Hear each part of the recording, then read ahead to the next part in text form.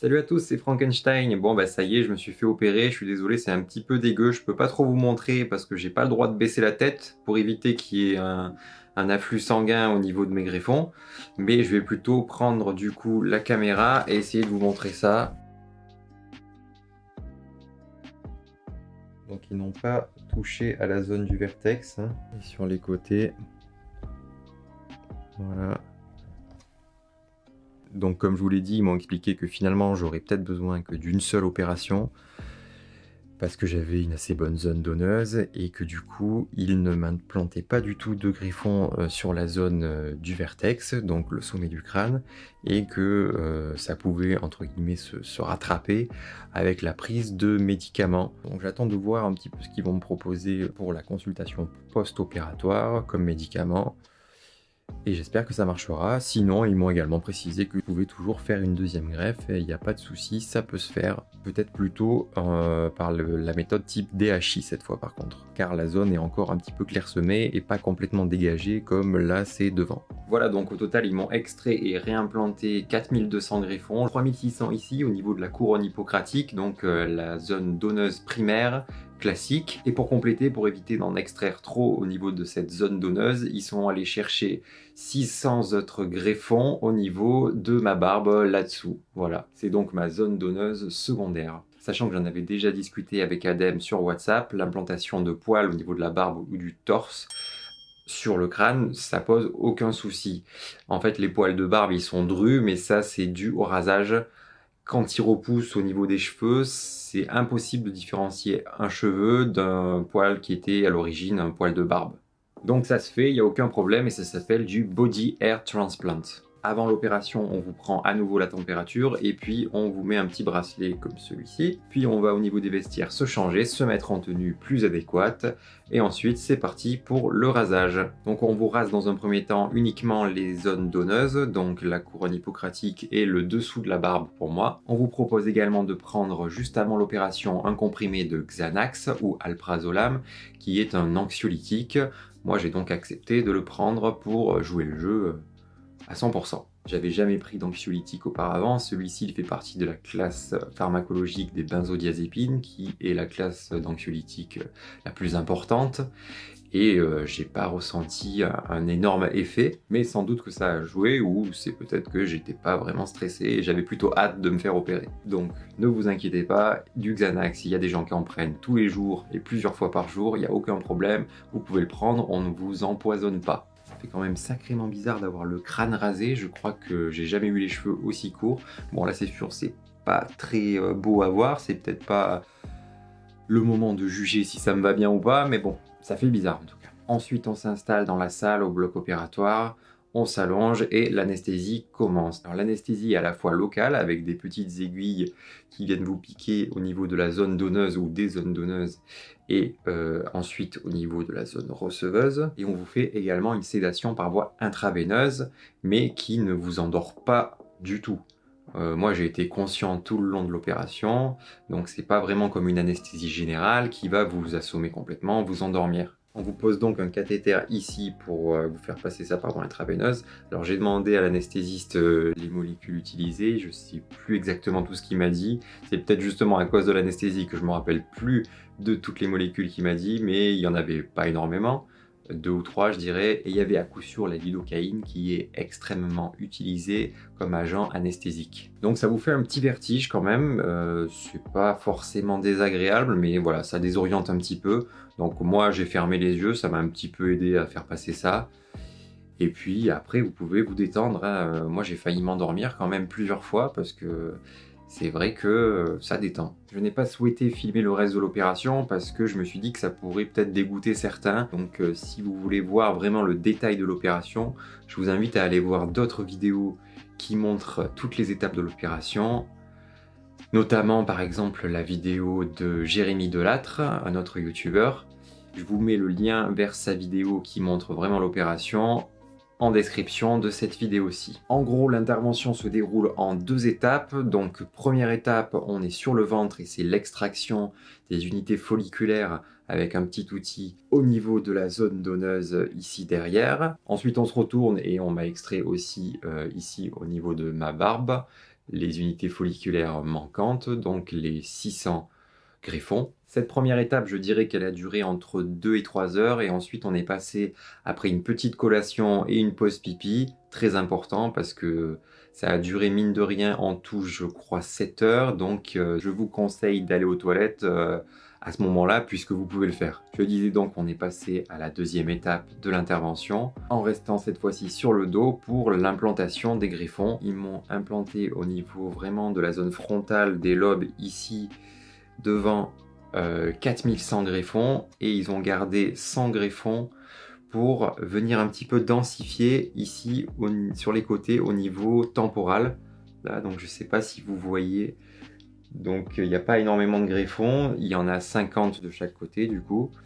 C'est pas un truc auquel je m'attendais forcément, que j'avais pas demandé, mais pourquoi pas, on verra bien ce que ça donne. C'est le docteur Serkan Aygün qui a jugé lors de la consultation préopératoire que ça pouvait être pas mal. Cette deuxième étape, je dirais qu'elle a duré entre 4 et 5 heures quand même, donc ça a commencé au total à 13h30 l'intervention, et ça a fini à 20h30. Donc c'est ça, ça a duré à peu près 7 heures. Et 7 heures sans devoir trop bouger, ouais, c'est long quand même, mais je pense que si on le veut vraiment, c'est un petit peu comme un tatouage, il n'y a pas de souci. Et puis, il y a une anesthésie, donc on n'a pas vraiment de douleur.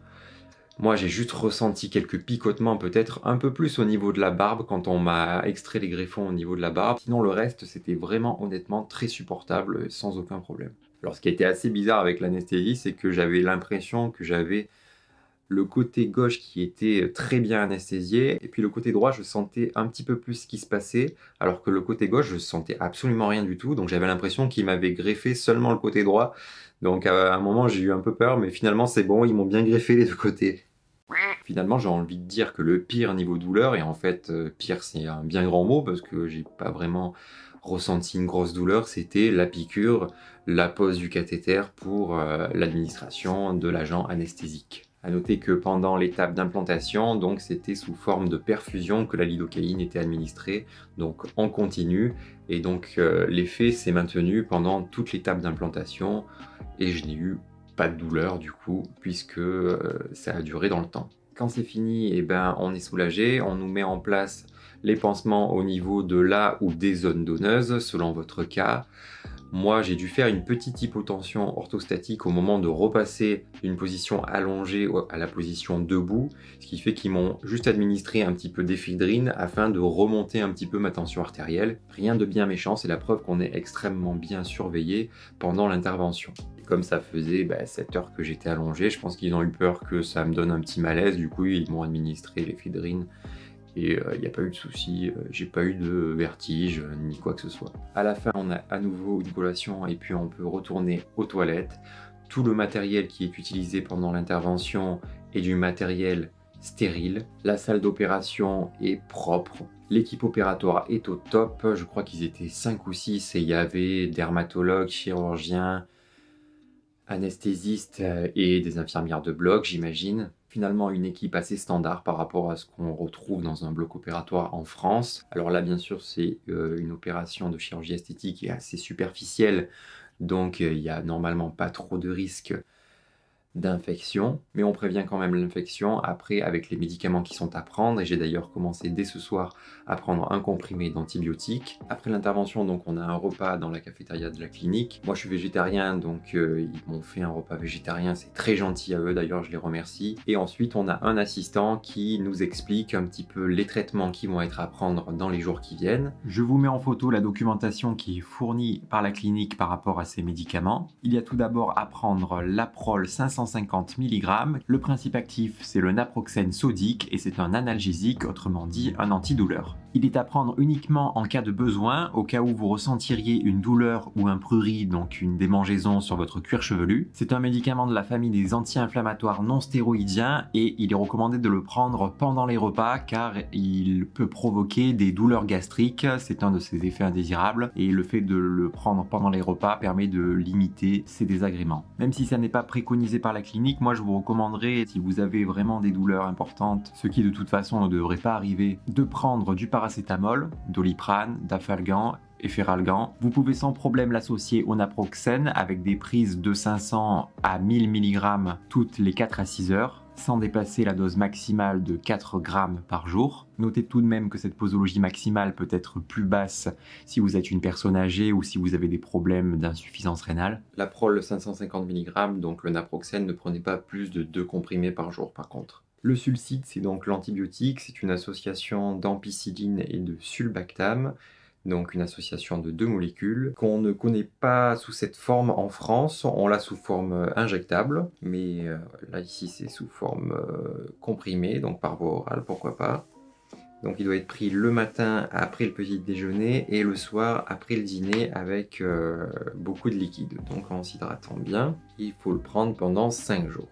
En commençant la prise donc le soir de l'opération, comme ce que j'ai fait. Je ne vous ai pas montré les boîtes, donc voilà, bon là il n'y avait pas de boîte pour la prole, mais ils ont bien mis que 5 comprimés justement, je pense, pour éviter d'en prendre trop. C'est entièrement écrit en turc, donc si vous avez besoin d'un renseignement dans la notice, cherchez plutôt l'équivalent français de chaque médicament sur internet. Si vraiment vous ne trouvez pas, n'hésitez pas à me poser des questions en commentaire et j'y répondrai si j'ai la réponse. L'antibiotique, c'est donc pour prévenir une éventuelle infection au niveau de vos greffons, que ce soit, je pense, au niveau de la zone donneuse ou de la zone receveuse. Ensuite, on a du Prednol, donc là c'est de la méthylprednisolone, ça aussi on connaît bien en France, donc c'est un corticoïde. Le Prednol, on nous dit donc que c'est un dissolvant d'œdème, donc parce qu'en effet le produit anesthésique descend au niveau de votre crâne et il peut former un petit œdème là que je pense on voit. Moi j'en ai un petit là, ça commence à se voir.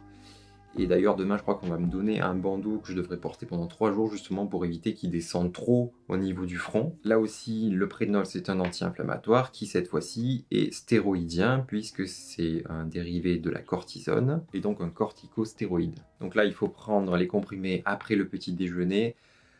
Pendant 3 jours, c'est 3 comprimés en même temps le matin. Et puis le dernier jour, le 4e, donc c'est 2 comprimés qui doivent être pris en même temps. Ensuite, on a le Pantpass qui est en fait du pantoprazole qu'on connaît bien aussi en France. C'est un inhibiteur de la pompe à protons et donc un protecteur gastrique qui est extrêmement utilisé en France. D'ailleurs un petit peu trop utilisé, pas toujours pour de bonnes raisons. Ils doivent être pris avec beaucoup d'eau et l'estomac plein, une fois par jour pendant 5 jours le matin. Ce gastroprotecteur, il va agir au niveau de l'estomac, c'est un médicament antiacide qui va vous protéger des éventuels effets indésirables des autres médicaments qui vont être associés ici. Donc surtout l'anti-inflammatoire non stéroïdien, donc la prole qui peut provoquer, je vous l'ai dit tout à l'heure, des effets indésirables au niveau digestif, et également du corticoïde qui peut également avoir ce type d'effet indésirable. C'est un médicament qui est très bien toléré, que énormément de Français prennent, donc vous pouvez le prendre sans souci. C'est vrai qu'en France, on en prend peut-être un peu trop souvent, un peu trop longtemps, mais là, si vous le prenez seulement pendant 5 jours, il n'y a pas de problème. C'est souvent laissé au long cours, ce médicament, sans forcément de raison valable. On recommande d'ailleurs de l'utiliser en prévention des effets indésirables des anti-inflammatoires non stéroïdiens plutôt quand c'est justifié, quand le patient a un facteur de risque associé. Voilà pour les médicaments à prendre dans les jours qui suivent l'opération. Ensuite, avant de partir, bien sûr, on vous enlève le cathéter et puis votre chauffeur vous ramène à l'hôtel. Je suis donc maintenant de retour dans ma chambre d'hôtel. Et puis je vais me reposer, je vais boire beaucoup d'eau, c'est ce qui est recommandé pour éliminer la totalité des agents anesthésiques, à peu près 3 litres d'eau par jour. On m'a aussi donné un petit coussin gonflable pour dormir, alors bien sûr il ne faut pas le gonfler vous-même, hein. Parce que si vous le gonflez vous-même, vous risqueriez de faire partir vos greffons avec la pression en fait. Donc il n'y a aucun souci, quand vous rentrez à l'hôtel, il y a un petit stand, une petite table avec un gonfleur en fait tout simplement. Et du coup c'est une personne de l'hôtel qui vous gonfle votre petit coussin. Et donc il n'y a pas de problème, vous pouvez ensuite l'utiliser pour dormir en position semi-allongée. Donc je vais, je pense, empiler 2 coussins et puis avec celui-là en plus, voilà, pour dormir en position semi-allongée, pour éviter d'avoir la tête qui penche trop vers l'horizontale, trop vers le bas, ce qui pourrait vous faire saigner et puis nuire au résultat de la greffe. On m'a également donné une petite couverture en plastique de protection pour éviter de tacher le coussin de l'hôtel, ça serait bête. Demain, donc, c'est le retrait des pansements, le traitement au laser qui va permettre de stimuler la repousse des cheveux et en même temps de cicatriser. Donc j'aurai un peu plus de précision demain sur le laser, et je vous montrerai ça également. Et ensuite on aura la consultation post-opératoire. J'essaierai de vous résumer ça au mieux. Voilà, si cette vidéo vous a plu, je vous invite à lâcher un pouce bleu, à vous abonner en cochant la petite cloche. Et puis, si vous aimez aussi le cinéma, je vous invite à aller vous abonner à ma chaîne qui parle de cinéma avec Anna. On a une chaîne qui parle de cinéma, de séries et aussi parfois de jeux vidéo. On fait des critiques de films, des analyses et des parodies. Je vous invite à vous abonner à cette chaîne aussi, Les Assoiffés de Ciné. Ça me ferait super plaisir. Et puis, n'hésitez pas à commenter cette vidéo. Et puis, moi, je vous dis à la prochaine.